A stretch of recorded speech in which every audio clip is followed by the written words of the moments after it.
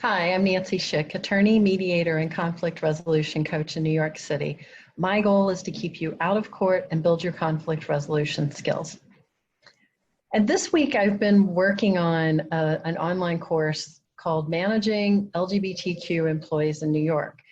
And as a matter of fact, I just finished teaching it about an hour ago in person. And I thought it would be really a good time to share this with you. One, because it's going to be launching online, and two, because there are some very important reasons why this is a timely topic. So the first thing is that if you're not aware, there was a Supreme Court decision from the US Supreme Court, by the way, not the New York Supreme Court, right, which is our lower trial court level. It was from the US Supreme Court in the Bostock versus Clayton County case that had to do with LGBTQ employees. And what happened in that case is the court extended protection against sex discrimination to LGBTQ employees. I got involved in that case and started following it. I wasn't directly involved as a lawyer, but I started following it because I teach a lot in the funeral industry. And one of the cases that came under the Bostock claim, there were three of them that went up. One of them did have to do with a transgender funeral director who was fired when she decided that she was coming back to work after vacation as a woman. She had been working for many years as a man and identifying as a man. And when she told her employer she was coming back, instead of focusing on whether or not she was still going to be able to perform the job, she was let go. And that case, again, went all the way up to the Supreme Court. So it's very, very important that you know about this case so that you don't have that misstep.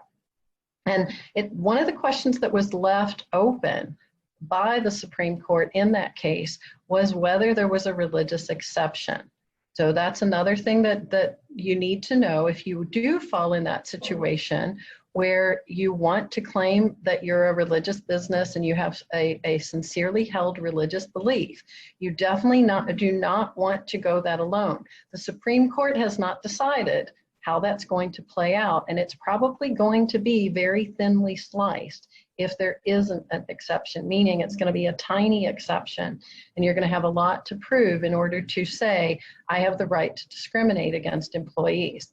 The other reason this is really important for you is if you're a New York employer, these protections have been in place under state law, and if you're in New York City, we've had city laws that protect LGBTQ employees. So if you didn't know that, you know it now, and you need to be looking at whether you have discriminatory policies.